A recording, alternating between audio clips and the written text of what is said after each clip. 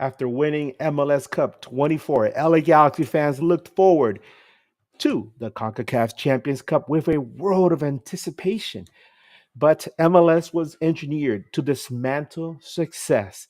So, after the celebration of MLS Cup 24, MLS itself followed up like the mother of all hangovers and gutted the LA Galaxy with the latest departure hitting fans the hardest, as the Bishop, Dejan Jubelic, was traded to Sporting Kansas City for money.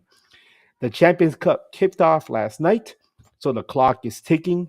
Can LA Galaxy get ready in time to take on the best of CONCACAF? Let's get into it. You're tuned into news across the galaxy where they talk all things LA Galaxy with the Nag Boys. Let's start nagging.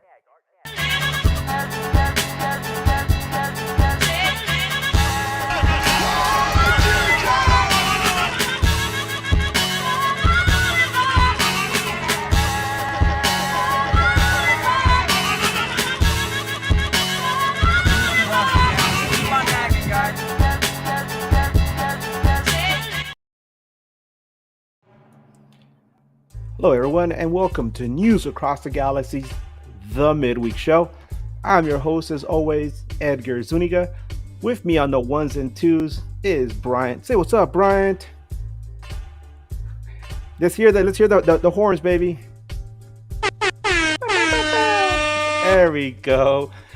Well, Galaxy fans, I know it hurt to lose Dejan. We saw him have his redemption tour, right, in 2024, and we kind of knew that he might be moving on at some point because his contract was coming to an end. He aged out of the U22. You can't be 22 forever, man. Although some people think they're forever 21. Dejan was not. He's not gonna be forever 22. So he had to get his bag. He had to move on. But Galaxy fans, do not despair because today Tom Bogert announced that Columbus Crew had traded forward Christian Ramirez to LA Galaxy for an unknown return, which, as far as news across the galaxy is concerned, is probably some pupusas, LA street dogs, and a six pack of tamarindo jarritos, right? I mean, losing Dejan, left that void up top. And we Galaxy fans, Miguel Berry is not the answer. So somebody like Christian Ramirez will definitely fit into that role for now. We'll get more into that on the Sunday show. But for now, let's talk about the Coachella Valley Invitational. Not much to talk about. Earlier today, LA Galaxy played their first match, which ended in a 1-1 draw against Austin FC. But we did see Gabriel Peck score the first Galaxy goal of 2025. It actually, if you look at it, or if you saw the match, or if you see the highlights, Miguel Berry was about to score the goal, and at the last second, Peck runs in and slams it into the net. Just literally just like knocks it in. And I don't know if Miguel Berry despaired or anything because Peck got the shine, but hey, it's a goal, right? But we also got to see Diego Fagundes playing against, his old team, whose fan base adores him. He got into the first scrap of the season with Austin defender Alexander Svatok of Ukraine. And if you go online, and maybe you shouldn't, Austin FC fans are like, yeah, get him, Alexander. And I'm like, really? I thought you guys loved Diego Fagundes. What's going on? But 1-1 draw. First half was better for Galaxy. Second half, obviously, there's a lot of subs. Some people trying out for the team for the first time. It's just, don't take these games too seriously, right? Teams are still trying to figure things out. And although the LA Galaxy is trying to figure out what they're going to do as they prepare for the CONCACAF Champions Cup, you got to make sure you get everybody involved and see what we have to work with. The next match LA Galaxy will have is on this weekend. They take on Charlotte FC, which will be an opportunity for us to see how the LA Galaxy defense takes on Patrick Aguimon and newcomer Wilfried Zaha. Yes, that's Wilfried Zaha, who played in the Premier League, is now with Charlotte FC, if you haven't heard. So opportunity to see how the LA Galaxy does against a very strong offense. We already know Charlotte has a solid defense, so they're one team to watch from the East. But tonight, we shift our focus to the Champions Cup. And we are joined by three special guests to discuss the branch of the bracket, that part of the tree where the LA Galaxies was drawn into. Please welcome to the show, covering FC Cincinnati, Kenta Hagiwara of Area Sports Network. Hello, Kenta.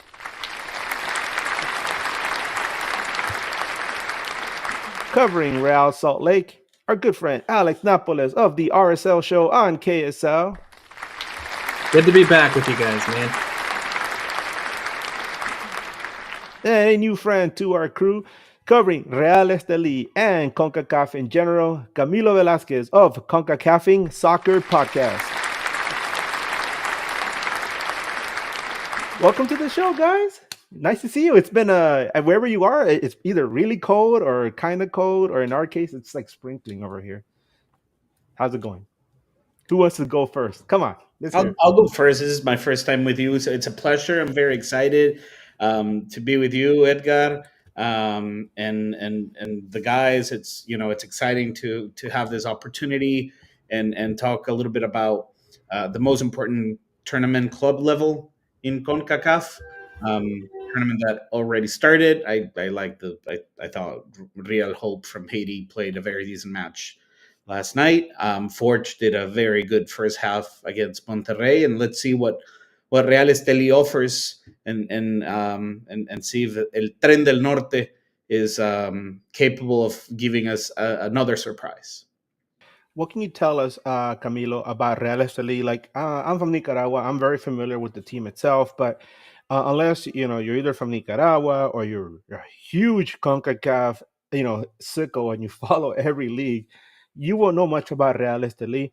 I know I can say off the bat, Real Estelí is one of the perennial champions in Nicaragua. They're always battling with Diriangén, which is one of the other top teams over there, and sometimes with Managua FC. But what can you tell us about Real Estelí and what makes them such a perennial powerhouse? And also about the nice little stadium they have up there, because I've been there. It's a beauty. What can you tell us, Camilo? Yeah, I think you said it. You said all the right things. Real Estelí, it's a powerhouse in Nicaragua.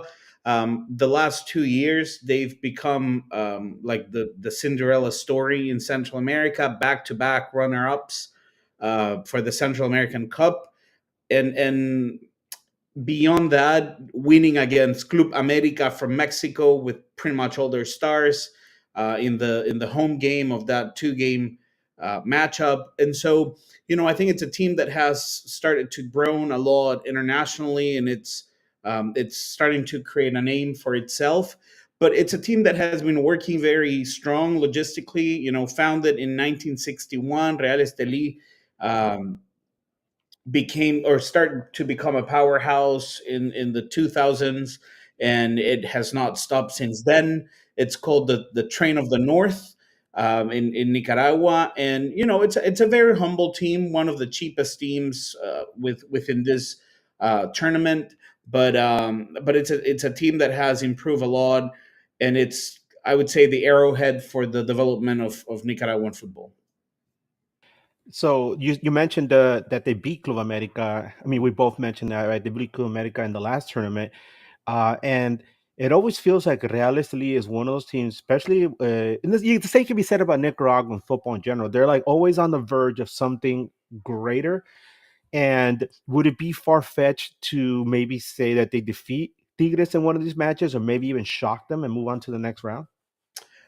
So this is not a new matchup. Real Estelí and Tigres played about 10 years ago, and Tigres beat Real Estelí 4-0 in El Volcán. And then Real Estelí was very close from beating Tigres, yes, with a Tigres B team in Independencia and Estelí, but they were very close from it. So I think this is a weaker Real Estelí compared to what they presented last year for this same tournament. But this is a team that for the past 24 months has surprised the CONCACAF region, winning games that they were not supposed to be winning. So I think it would be a great surprise if Real Estelí moves ahead in this matchup. But their strength is Estadio Independencia. So let me share this number with you. In the past 11 years, Real Estelí has lost one international match playing at Estadio Independencia. And that one match was the home game in the last Central American final against Liga Deportiva Alajuelense from Costa Rica. So it's been 11 years since Real Estelí lost, and they've only lost one game playing at Estadio Independencia. So I don't think it would come as a surprise if Tigres doesn't win today because Independencia is like a fortress for Real Esteli. I do think Tigres is favorite to move ahead in the matchup, but if there's any kind of hope to hold on to, it's winning tonight in Nicaragua. And if Real Esteli does, well, what is unthinkable for Tigres fans and moves on to the next branch of the tournament, waiting on the other side will be either the winner of Motagua from Honduras or FC Cincinnati. And to talk about FC Cincinnati here, we have Kenta. Kenta, what can you tell us about FC Cincinnati in this offseason? There's been a lot of talk about some of the other moves around the league, but FC Cincinnati kind of been there, and especially us here on the West Coast, our focus has been how MLS has dismantled the LA Galaxy. What's been going on with FC Cincinnati, and how are they preparing for the tournament? Yeah, obviously the big talk with FC Cincinnati has to be their captain Lucho Acosta and that ongoing conversation between him and the club and whether he'll stay, whether he'll go. He wanted to get a move out to South America. Club didn't offer, and then club has agreed to terms with the deal, and now he's doesn't look like he's probably going to agree to personal terms on that deal. So it's been a real back and forth, a lot of what seems like pointing fingers at who's to blame within the organization between Lucho and the front office. So it's not a great time there, but on the positive side, FC Cincinnati spent just under $16 million to bring in Cercle Bruges forward Kevin Denke. So if Lucho Acosta stays or if FC Cincinnati move on for him and get a new number 10 at the DP position, he'll have quite a great number 9. I'd argue one of the best in the league, with paired up with him in the attack. So great signing for them. They've had some issues at the number 9 position ever since they moved on from Brendan Vasquez. Obviously, the biggest being Aaron Bepensa and that whole saga that went on for about a year with Cincinnati. And I think the hope there is that Kevin Denke is able to put some balls in the back of the net for the club. What can you tell us about what Cincinnati is doing to prepare against Motagua? Because it's Motagua is an Honduran team that you always hear about. They're one of the teams that is always near the top, and they're not going to make things easy, especially when you go and play in that away match in Honduras. That's a very difficult environment to play in.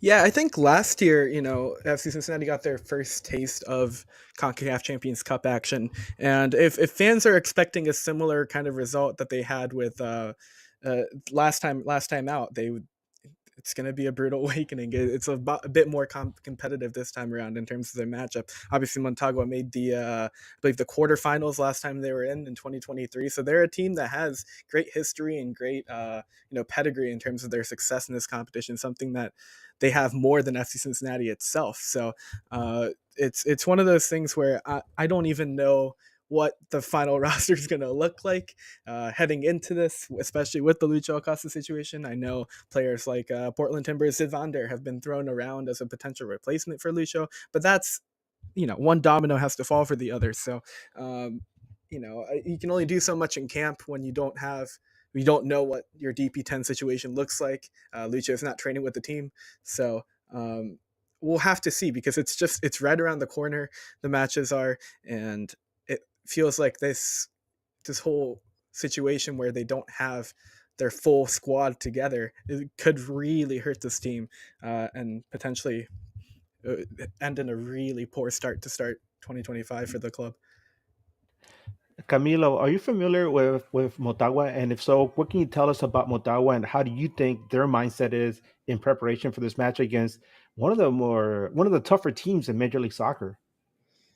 Yeah, I think the weak spot for MLS teams is that unlike the rest of the teams that are already playing regular competition, MLS teams pretty much use this tournament as a preseason, or like the highest point of their preseason before the actual regular season starts. And whether you like it or not, that grants advantage to your rival, right? I mean, you have teams in competition versus teams who are starting to warm up, and so that represents a handicap. I do think the individual elements of MLS teams allow them to still be able to move on, but there is a handicap for sure. So Motagua just regained control of the Honduran league after defeating Olimpia in the final. It's been a while since Olimpia had a dynasty built in Honduras. Pedro Troglio left, the World Cup winner in 1972, left, and he moved to Instituto in Argentina. Motagua lost their main scorer, Agustin Ausmendi, moving to Godoy Cruz, also in first division in Argentina.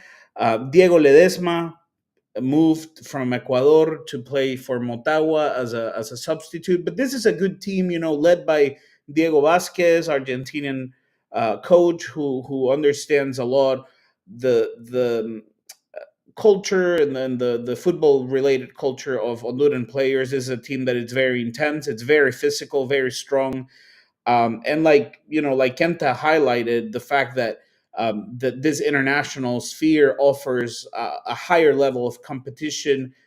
Having to go to play in Tegucigalpa also represents a big challenge. It's going to be a hostile environment.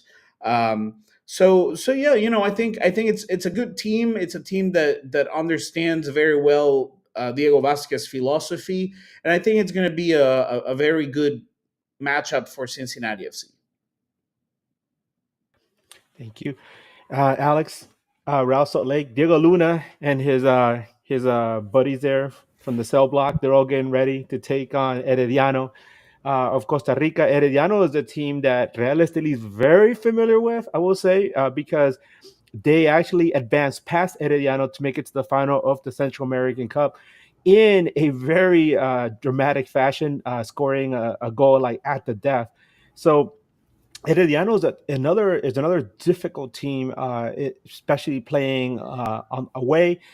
What is RSL doing to prepare for this challenge? Because Real Salt Lake started off last year really good, and then something happened in the middle of the season, and then everything just fell apart. What can you tell us? As far as getting ready for this game, they're trying to integrate a bunch of young guys, like the opposite of Cincinnati, where they're bringing in a DP9. We have lost a DP9 in Chicho Arango. They're replacing him with young talent. There's a 20-year-old from Australia who has made his way over. There is a Forrester Ajaga, who was formerly with Nashville, and Elias Manuel, who was formerly with the New York Red Bulls. Those are going to be the options that Real Salt Lake are going with up top this season. And so it's going to be integrating young talent. And what a challenge, right, for a 21-year-old to head on the road to Herediano, to that hostile environment, to play your first game with this club. That's going to be a fun test, and I'm looking forward to it. Now, like I mentioned earlier, Real Estelí played against Herediano in a very battled semifinal there in the the UNCAF Champions Cup. Camilo, what can you tell us about Herediano and how they could be a real threat to Real Salt Lake? Oh, it's a big threat. It's a team that plays very well, and I actually try to watch Herediano every Sunday because Nicaragua's national central defender Juan Luis Perez plays for el team, and so this is a team I actually try to watch a lot. It's a team that plays very well. They lost some players. Everardo Rubio, central defender, moved to Guatemala in Comunicaciones, but Juan Luis Perez came and replaced him. They have the Cuban striker Marcel Hernandez, Keisher Brown, Tejeda, who's a veteran. So this is a very good team. It's it knows what is doing. They actually kicked out Toluca last year, giving that huge surprise internationally. So I think if one MLS team has a big challenge is Real Salt Lake facing Herediano. This is a very solid team. It's true that Jafet Soto moved away from coaching and Alexander Vargas came and took over, but there's a philosophy that it's being continued. It's a very solid team. It works well. They understand what they have to do. And so I actually think if there's one great challenge for an MLS team, it's Club Sport Herediano. And this is an important note for LA Galaxy fans because whichever team wins between RSL and Herediano, that's going to be the next opponent for LA Galaxy. So it's really important to pay attention to these two opponents right now because you never know. And maybe LA Galaxy will have to take a trip to Utah when it's still cold up there, or maybe you have to prepare your warm weather clothes and head down to Costa Rica and hit those beaches, right? And but in the end, either team is going to pose a really difficult challenge. So, guys, tell me, especially starting with you, Kenta, why do you think FC Cincinnati is going to move on, get past Motagua, and or at the same time, can you also tell me what would it take for FC Cincinnati to fall apart? How could they fall apart against Motagua, and what are you looking for? Yeah, I mean, the answer behind why Cincinnati would move on is just individual quality. Whether that be Lucho Acosta playing for the team, whether that's Kevin Denke, their back line that features Miles Robinson and Matt Biazga. There's a lot of quality on that team wherever you look. So in terms of individual quality, that's where you can see an MLS team like. Of the caliber of FC Cincinnati just outplaying a team like FC Montagua. And to your point on the counter with this preseason and how it's been going with your captain not playing and not not participating in camp for whatever reason this is, right, where he's posted a story today on his Instagram where he's on a bike in the training room alone and he goes, I'm training alone. um that's how your team falls apart is you don't have a proper preseason, your team isn't together, they're not on the same page, and you start off rough, and this being the first matchup of your season that coincides with your team not doing well, and that's how this team FC Cincinnati could lose to FC Montagua over two legs is if this team doesn't come together as a unit, which is very possible. But is the expectation to defeat Motagua and move on, or do you think that some people are saying, hey, you know what? If and let's see FC Cincinnati loses, right? People are going to say, hey, you know what? It was still early in the season. It's not that big of a deal. But or is the expectation that you absolutely have to defeat this team and at least move on to the next round of the tournament?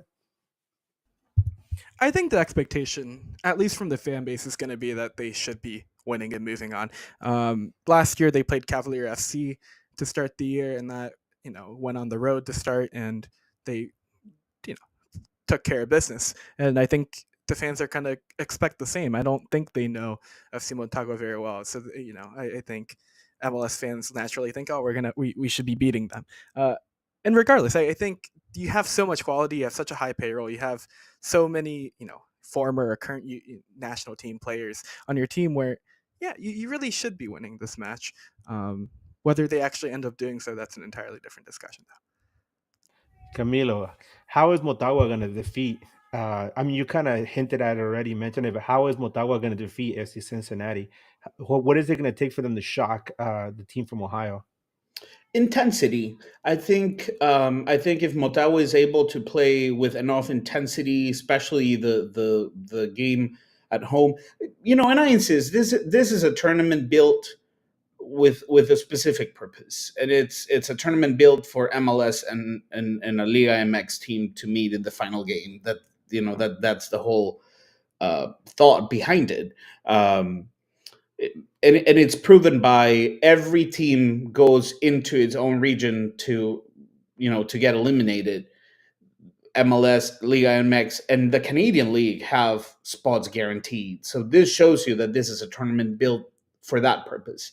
But I think Motagua can be intense enough to annoy FC Cincinnati enough and make them fall apart in Tegucigalpa. Mainly, the key for all the Central American teams are or is winning the home game. If you're able to move on with some kind of advantage in your first match, then you have that door open.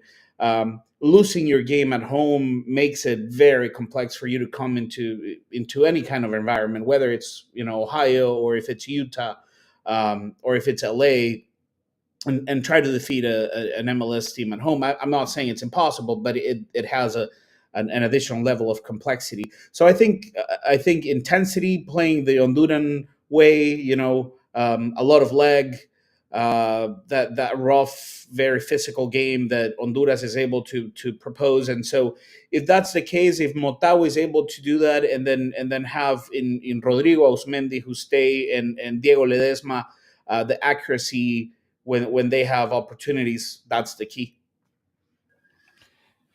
All right, Alex, you're up, man. Tell us, why is RSL going to move on to take on against the LA Galaxy, and what would it take for them to fall apart against Herediano? They move on because of the way that they play. Right, they're implementing this new way to make Diego Luna the focal point of the attack. He is going to be the main guy creating. He's going to be the main guy dishing it out and creating opportunities for Real Salt Lake. And Diego Luna has immense potential that we've seen he's just gotten better and better every year. The attack is going to run through Diego Luna, and he is going to be the engine that makes Real Salt Lake run this season. That being said, Herediano has the chance to get the better of Real Salt Lake because Diego Luna has never played in a game at this stage. He has never played in this tournament. He has never played in a game in this environment like Herediano.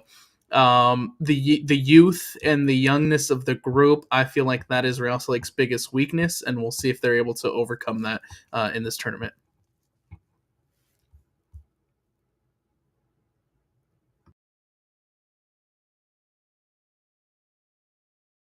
Oh, thank you. Sorry, that's how you know we're live. I was muted.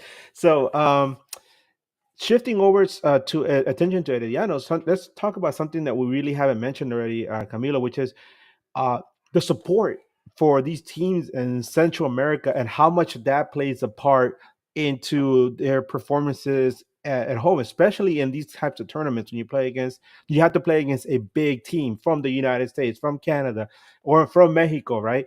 And how tell us about the Herediano home crowd ambiance, because RSL is going to have to go down there and get a good result, and then come home, right, and try to get one up in the cold up in Sandy, Utah.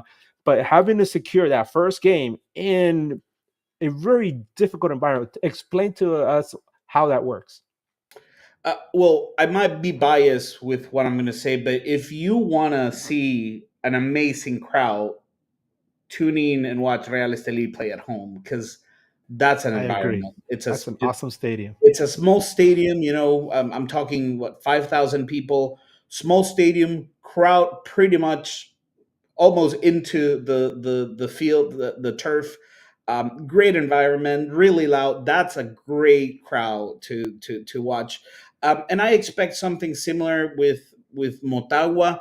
The national stadium in Tegucigalpa, the Chelato Ucles Stadium now. I think it's going to be a good environment. It's a stadium that has been remodeled, and so it's going to be a better infrastructure. Um, Herediano, though, it's redoing their stadium, the Eladio Rosabal Cordero. It's being completed in Heredia, so the team doesn't play at home. They play in Alajuela, so it requires their crowd moving.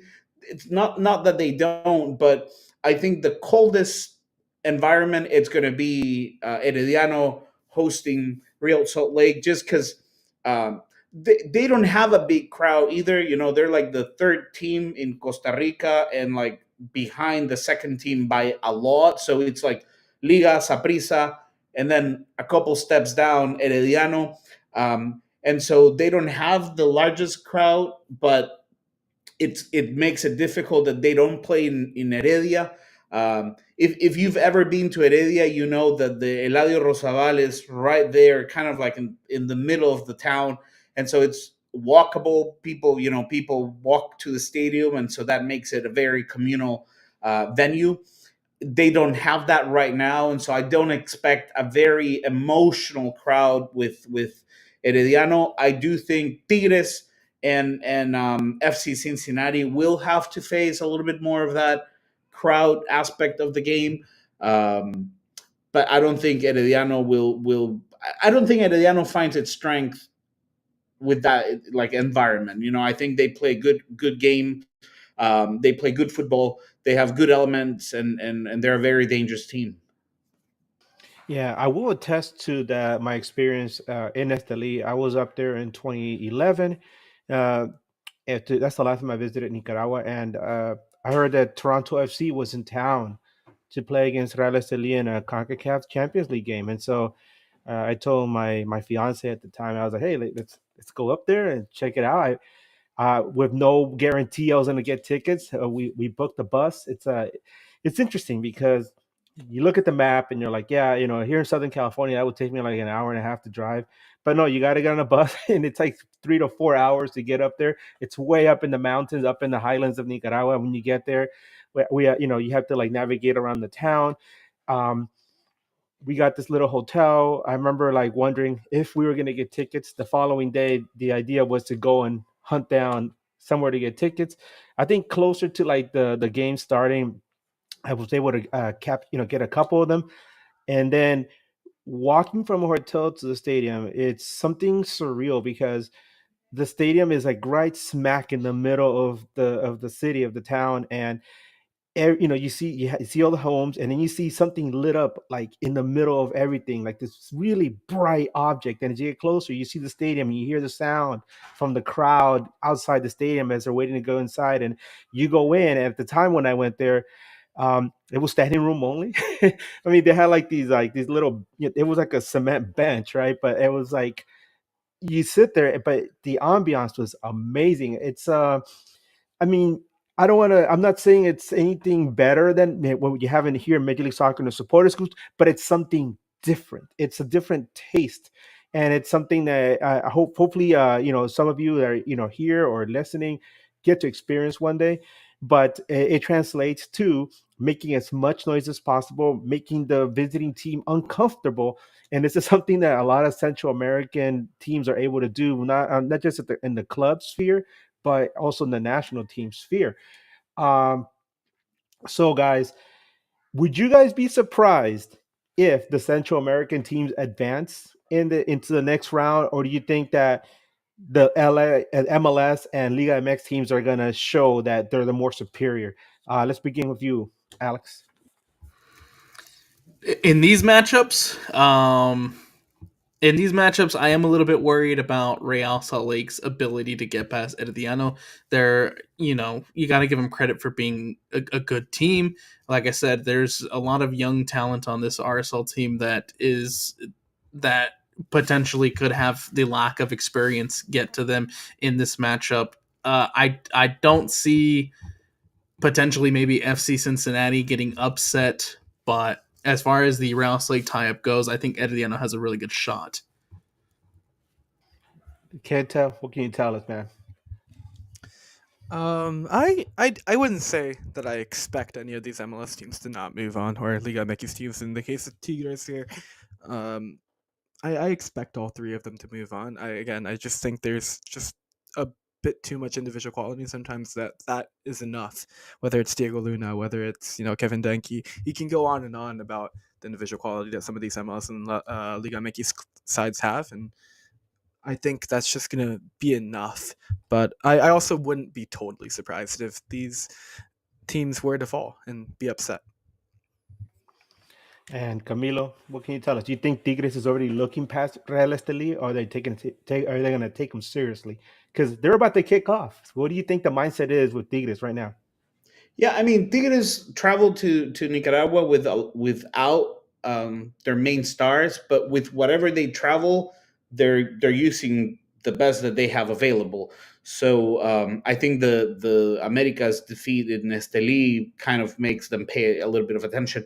Um, I would not be surprised if Herediano kicks out Real Salt Lake from this competition. I think that would be my only kind of. I told you guys that Real Salt Lake has to pay attention to this. I think FC Cincinnati is going to move on versus Motagua, but I do think Herediano will be LA Galaxy's next rival. Wow. So everybody, you heard it. Get your surfboards ready. We're heading to Costa Rica. Sorry, Alex. That's I all mean, right. yes. Like I said, it's going to be a tough matchup, and I would not be surprised if Russell Lake don't make it past the first round. Well, guys, thank you so much for joining us today. It was a kind of abbreviated, but we're just getting ready for the tournament for Major League Soccer. A lot of us are just getting our feet wet. Like I said, LA Galaxy played their first real official preseason match after losing the Pigeons earlier. But guys, thank you so much for coming on, Kenta. Looking forward to seeing you again later in the season. Hopefully, we get to talk about how FC Cincinnati advanced against a difficult opponent. Alex, hey man, I'm going to see you later this year. But when maybe El Galaxy fans are going to get their surfboards and their bathing suits ready for a trip to Costa Rica. Camilo, I would love to see Reales. Being a Nicaragüense, I would love to see Real Estelí defeat Tigres. I don't know how possible that is, but that defeat of Club America makes you feel like anything is possible, right? Well, miracles are possible. Hey, you never know. It happened with the U.S. and the Soviet Union in the Olympics. It could happen. Guys, beginning with Kenta, can you tell us where anybody can find you guys for more of your coverage? Yeah, you can check me out on, I guess, Blue Sky, Twitter, whatever social media platforms you are. It's Kentra Hagatra, KentraHagadra. Same username across the board. And you also cover Asian football, correct? Yeah, I have a podcast that I co-host with two members of Gold Bazan, where we cover international and club football all across Asia, known as the Asian Football Show. You can check us out on Twitter and YouTube. Alex, tell us, man. You've been on here before, but remind us where we can find you, sir. Absolutely, you can find me on all social media platforms at Napolis Alex for my personal coverage of Real Salt Lake and really any local sports here in the state of Utah. You can find our show at RSL Show on both Twitter and Instagram, and then of course at KSL Sports. That is our home, and that is where we cover all sports across Utah. So Utah Mammoth, Outlaws, including the Utah Mammoth. Yes, that's right. The Mammoth. Okay, there we go. Camilo, can you tell us where anybody can follow you and your coverage of Nicaraguan football and CONCACAF?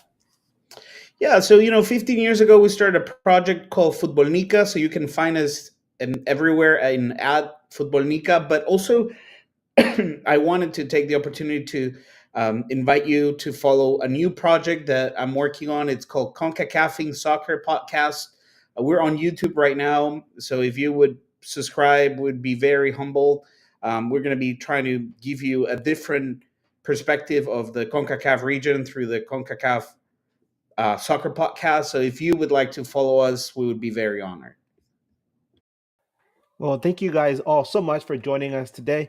Bryant, from Bryant, from me, Edgar, thank you so much. This has been News Across the Galaxy, the Media Show. And as always, hey, keep on nagging and Wu-Tang for life. Take us out, Bryant.